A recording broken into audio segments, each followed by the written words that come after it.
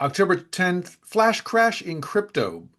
Many blame it on the disappearance of all the market makers. What went wrong? Brian Norman and David Qian of Auros, also a market maker, join me on the JDB Report.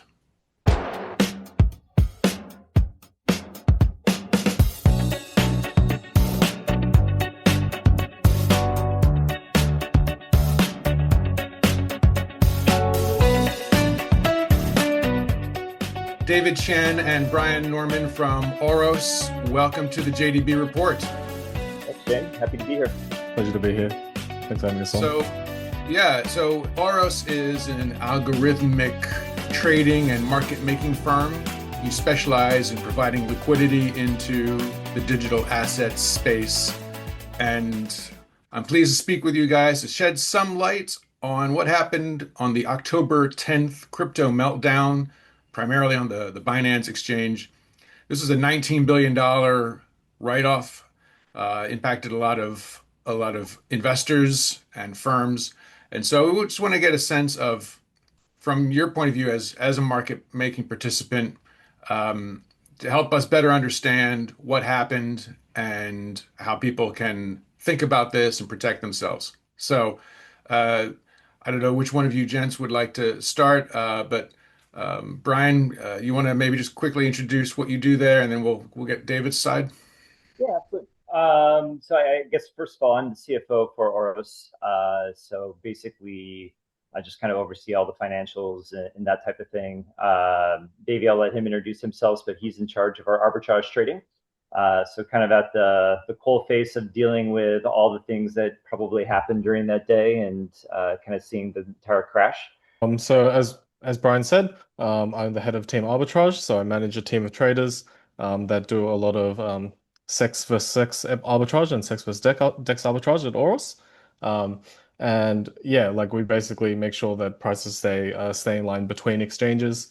And then yeah, so if we want to jump straight into October 10, yeah, we all sort of know the trigger. So Trump tweeted about the 100% tariffs on China in response to China's rare earth export controls on the Friday night. So TradFi markets were closed, but the nature of the beast is that crypto is 24/7, right? So the instant reaction there was, yeah, people started the cryptocurrency started dropping, and started triggering a whole bunch of liquidations, and it basically was a cascading effect. There were lots of factors involved, not including things such as, transfers were not really working into, sending our money into topping up our accounts at various exchanges. Also, just in general, people were probably a little over leveraged. Like I think there'd been a really, I guess, like over the past couple of months, just this constant sort of trend up, like a pretty bullish market. And yeah, as a result, people started, maybe being a bit too over leveraged. And then when a shock like this sort of comes along, then it really exposes, I guess, the mechanisms that exchanges have. And once you start liquidating, and then that triggers more liquidations, and it just becomes sort of this self-perpetuating cycle in the markets. To what extent is that just you would say this is just the way it is, this is normal, and if you overlever yourself, then that's your problem? Or are there mechanisms here that didn't work or didn't work well, or didn't work the way people maybe thought they should have when it comes to bringing, in terms of pricing this stuff more accurately, or in terms of insurance funds getting depleted faster than people expected, and so on? Just take me through a couple of the things that you think could have been specific to this case that were not just business as usual. Yeah, Sure. You go, Brian. Sorry. I'll jump in on this one. So yeah, I think this is kind of it was almost in a way kind of like a typical crash, so you say, to start with, and then things got a little bit messy and things actually did not work, right? So as David mentioned, markets were kind of booming. Trump kind of came in and kind of crashed the markets, and that's just a typical thing that we'd always expect. Right. And then you had the leverages. Of course, crypto is special in a sense compared to traditional markets.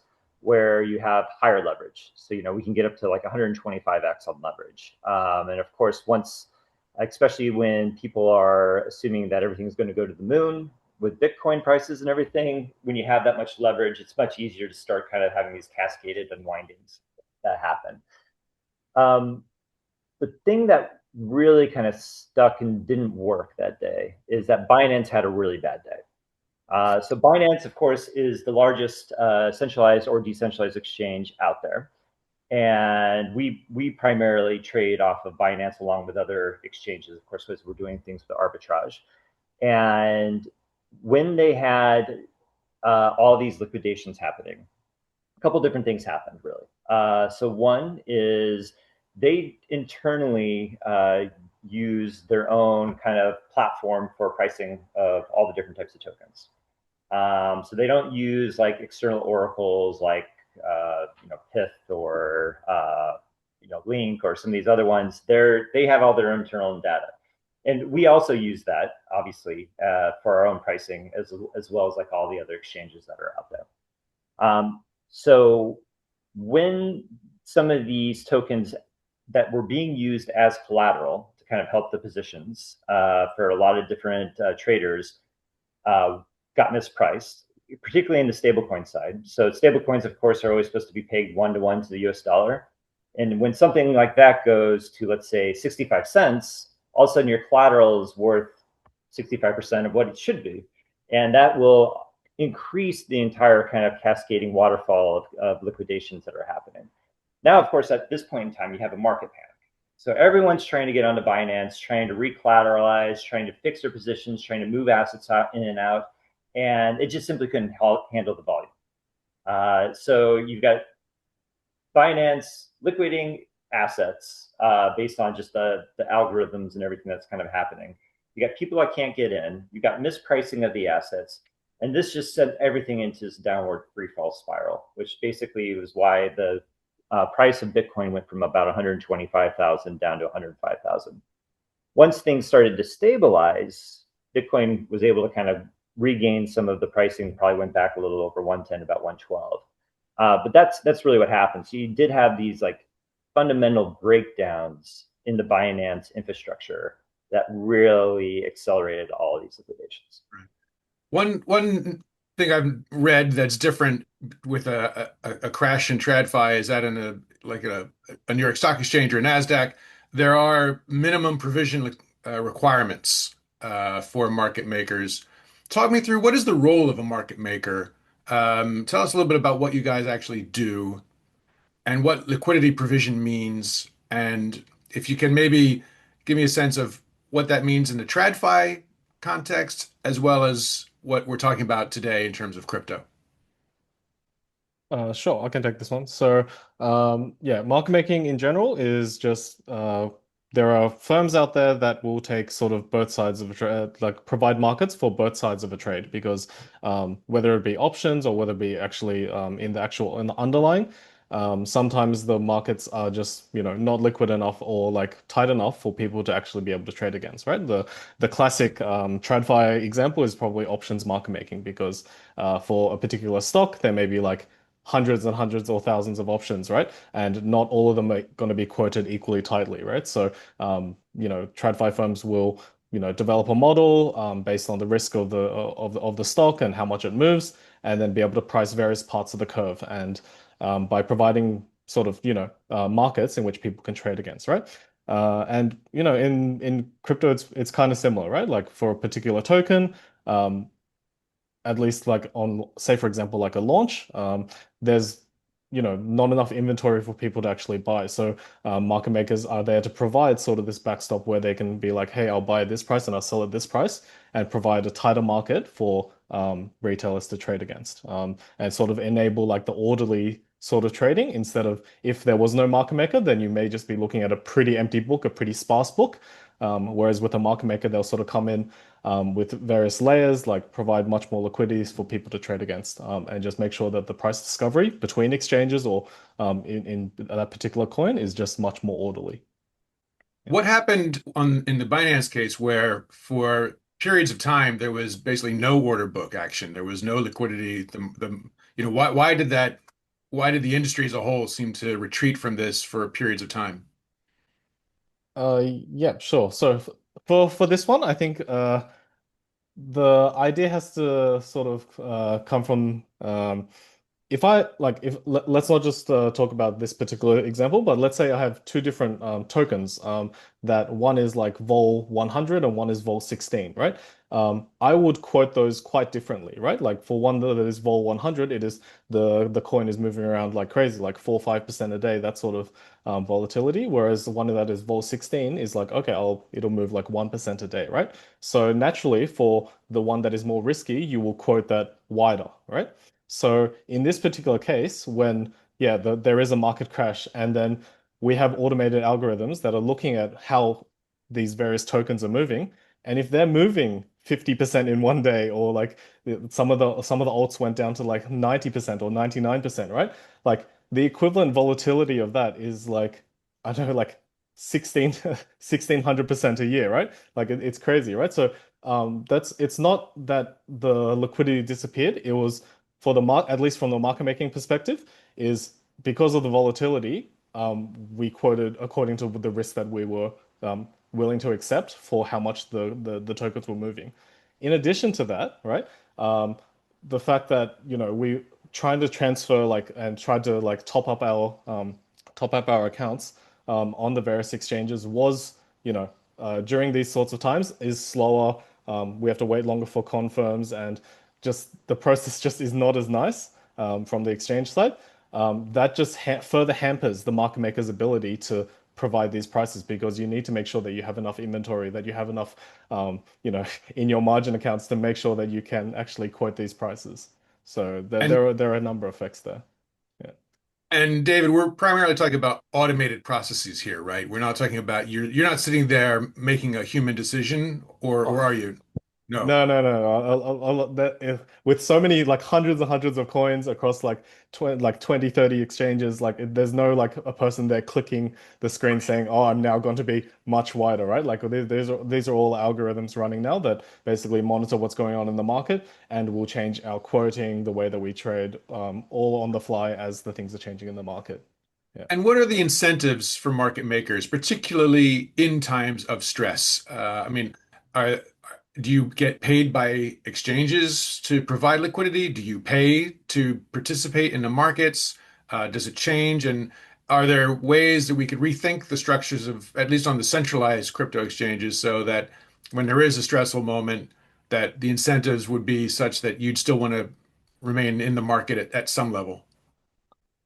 I think Sure. Oh, go, Brian, please. I was gonna say, I think when you're looking at markets of times of high stress, when you have lots of volatility, this is where we make all of our money, right? So when you have price dislocations and things are mispriced over here in Binance, but you have other prices over here in like Coinbase or Hyperliquid, or Hyperliquid maybe it's not the best example, like a Uniswap, you can make a lot of money because you can snipe little differences in prices all over the place. And this is kind of where one of the reasons why we love Trump is he creates lots of volatility in the market. So this is just an advantage. As far as some of the other points, David, you might want to kind of tackle some of those. Sure. Yeah, like so the incentives, like ideally, like whether it's like busy or not busy, like the market making incentives kind of remain similar, right? Like we're providing liquidity in the market where we provide a spread for people to trade, and we sort of try to make that spread, that small amount of spread. But by doing that, you also allow people to have tighter spreads and more liquidity access, more access to liquidity, and be able to trade, right? So, and we just make sure that the markets are priced efficiently by looking at the various venues, and just making sure that there are no price discrepancies. So even when the market is going crazy, like 2 weeks ago, like our incentives didn't change. We just basically went, oh, the price is something like 105K on Binance, and it's 105.1K somewhere else, and then we'll try and arbitrage the difference, right? So the incentives don't change too much in that sense. Like it's just I guess the magnitude and the speed at which these sorts of dislocations are happening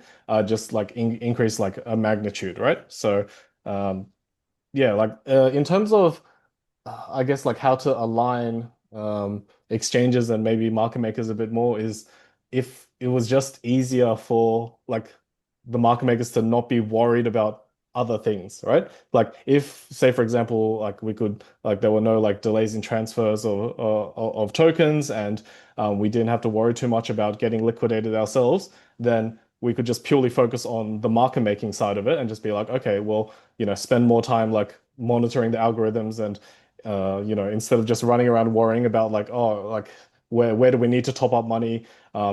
Is the like there were rumors of like various like companies going down or exchanges going down, right? So then those are just all things that add to the things that you have to worry about, right? But if a market maker doesn't have to worry about those sorts of things and then can just focus purely on the market making and the trading side of it, then I think like it would be fair to say that maybe those spreads would have come in faster or the liquidity would have come back faster. But yeah, this is a little bit of conjecture. Yeah.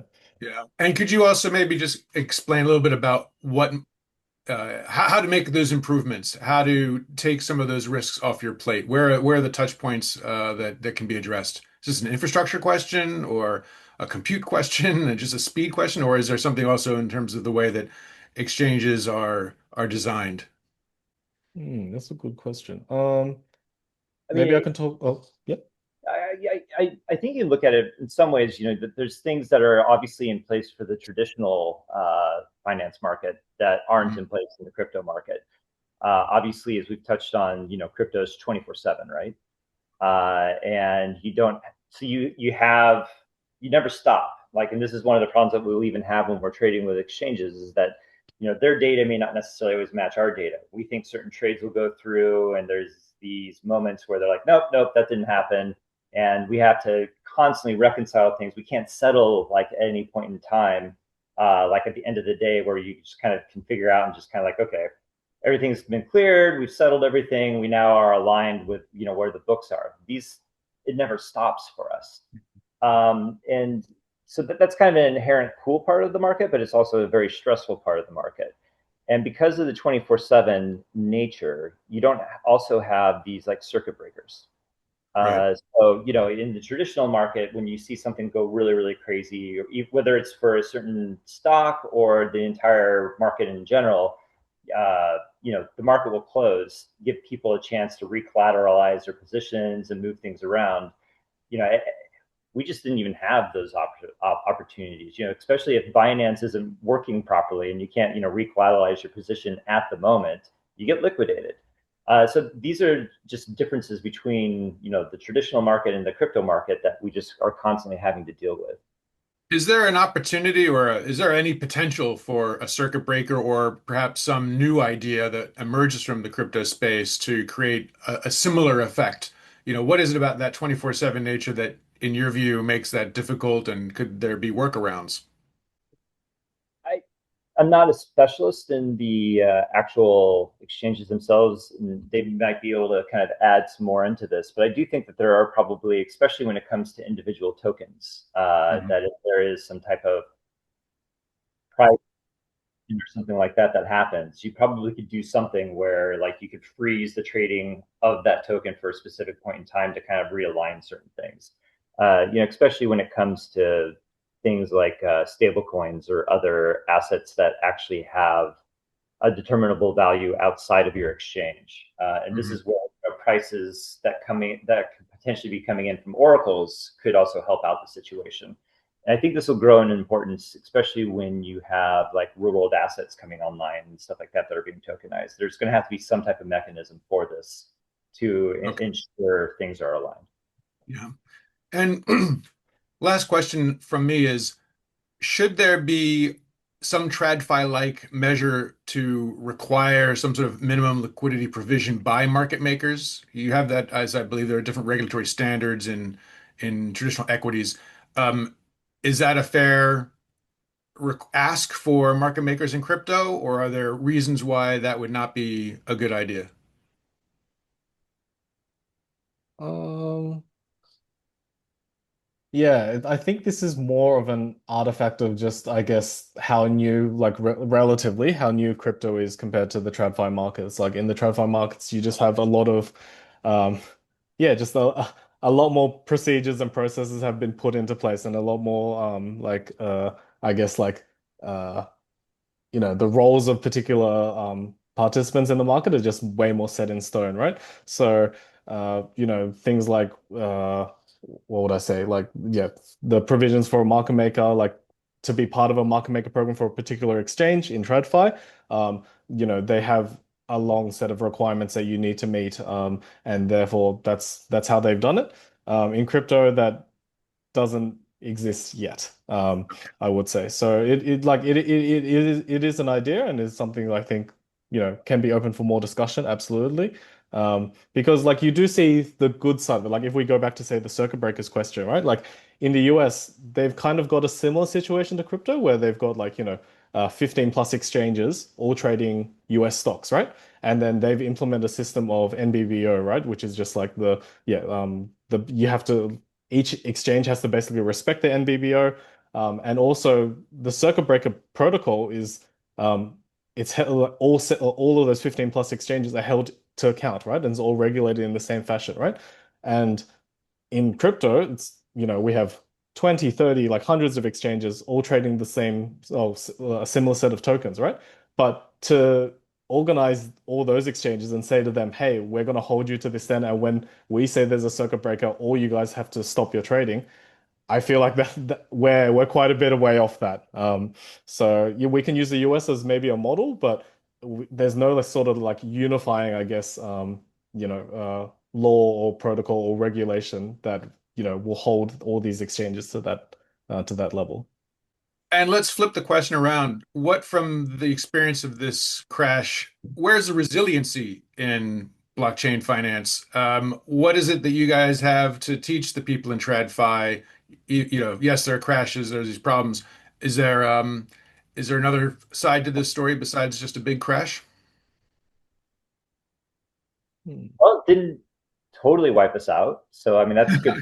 We're still here. And, we've obviously suffered a lot of crashes throughout the history, and a lot of really bad things have happened. Some players have been knocked out of the market, obviously, that were maybe a little bit more nefarious than others historically. But the market continues to grow. And I think you will see that innovation will continue to be there, whether it's from perps or decentralized exchanges, automated market makers, and all these types of technologies, I think will be adopted by the traditional finance systems. And I think you're starting to see that already, even with like simple things like stablecoins. That's really revolutionizing the payment market. So there are areas that will be adopted, and there'll probably be a merging of some sort. The tricky part, of course, is what you just alluded to before, James, is how are you going to regulate this? Regulators are trying to figure that out, of course, and there's kind of regulatory arbitrage all around the world as this will continue to be rolled out. But it'll also be a matter of what do people trust, and that's probably going to be one of the biggest determining factors is right now is kind of trust what you want to trade on, and make sure that you don't get wiped out and have these issues happen to you like liquidations. And that's a question in finance that is as old as the first exchange. So I think we'll end it there. David Qian and Brian Norman from Auros, thank you so much for joining me. Thanks, Jim. Appreciate it. Thanks for having us on. Cheers, mate.